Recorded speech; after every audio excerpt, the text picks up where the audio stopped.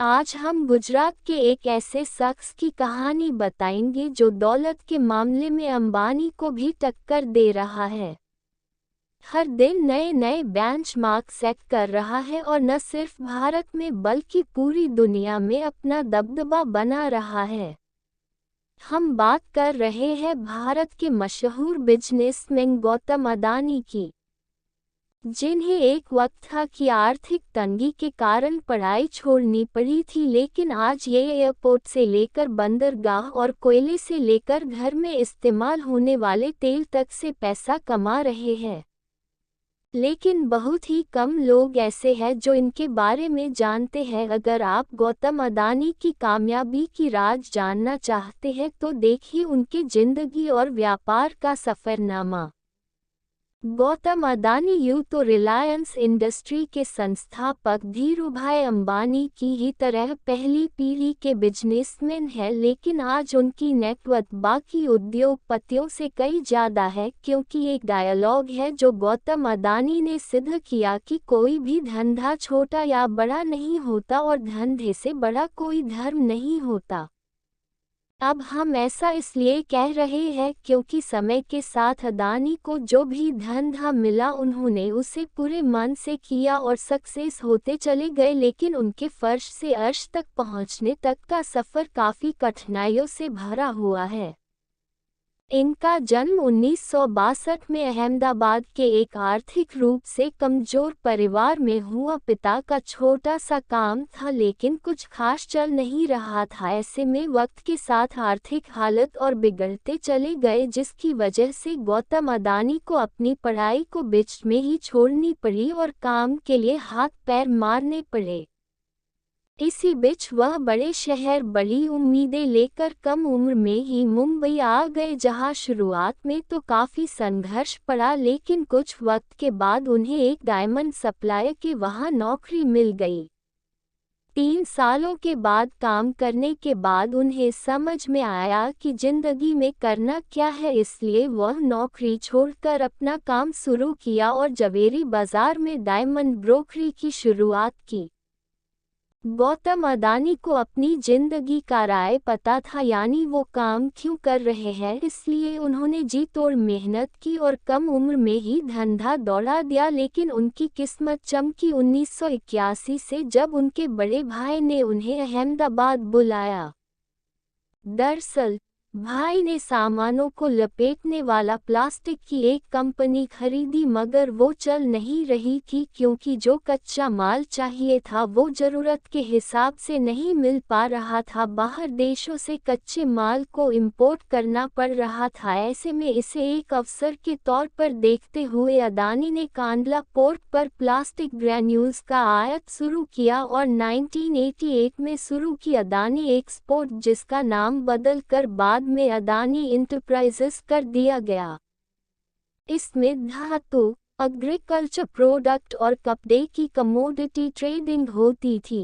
काम चल पड़ा तो कुछ ही साल में ये कंपनी और अडानी इस बिजनेस से बड़ा नाम बन गया और फिर 1994 में अडानी इंटरप्राइजेस को शेयर बाजार में लिस्ट कर दिया गया। फिर साल आया 1995 का। ये वो साल था जिसने आज उनके इस मुकाम तक पहुंचने की नींव रखी, क्योंकि इस वक्त गुजरात सरकार पोर्ट डेवलपमेंट के लिए प्राइवेट कंपनी की तलाश कर रही थी। ऐसे में जैसे ही एक खबर अडानी तक पहुंची, उन्हें कमाई का एक और सोर्स नजर आया, इसलिए उन्होंने गुजरात के सबसे बड़े बंदरगाह मुंद्रा पोर्ट को ही खरीद लिया। मुंद्रा पोर्ट को खरीदने के बाद 1998 में गौतम अडानी ने अडानी पोर्ट्स और लॉजिस्टिक्स कंपनी की शुरुआत की। वैसे इस बंदरगाह की खासियत के बारे में बताएं तो करीब 8,000 हेक्टेयर में फैला ये पोर्ट आज भारत का सबसे बड़ा निजी बंदरगाह है और इस पोर्ट से पूरे भारत के लगभग 1/4 माल की आवाजाही होती है। साथ ही यह जगह स्पेशल इकोनॉमिक जोन के तहत बना है, तो प्रमोट कंपनी को कोई टैक्स भी नहीं देना पड़ता है। इस जोन में power plant, private rail line और एक प्राइवेट एयरपोर्ट भी है। वैसे यहाँ गौर करने वाली बात है कि आज अदानी समूह देश के प्रमुख इंफ्रास्ट्रक्चर ग्रुप में से एक है। उनकी अदानी पोर्ट देश की सब बड़ी पोर्ट मैनेजमेंट कंपनी है और गुजरात, महाराष्ट्र, गोवा, केरला, आंध्र प्रदेश, तमिलनाडु और उड़ीसा जैसे 7 समुद्री राज्यों में इनके 13 डोमेस्टिक पोर्ट्स है। अब जैसे जैसे गुजरता गया अदानी खुद को ग्रो करते चले गए, वो लोगों के रसोइयों में पहुंच गए। फॉर्च्यून के द्वारा वही फॉर्च्यून जिसका रिफाइन ऑयल आज हर घर में सुबह शाम दिन रात इस्तेमाल होता है। जनवरी 1999 में अदानी ग्रुप ने विलमार बिजनेस ग्रुप के साथ हाथ मिलाकर खाने के तेल के बिजनेस में कदम रखा था। वैसे फॉर्च्यून तेल के अलावा अदानी ग्रुप आटा, चावल, दाल, चीनी जैसे दर्जनों जैसे हिस्सा से जुड़ा हुआ है, जिनके रखरखाव के लिए 2005 में अदानी ग्रुप ने फूड कॉर्पोरेशन ऑफ इंडिया के साथ मिलकर अलग अलग राज्यों में बड़े बड़े साइलोस बनाए।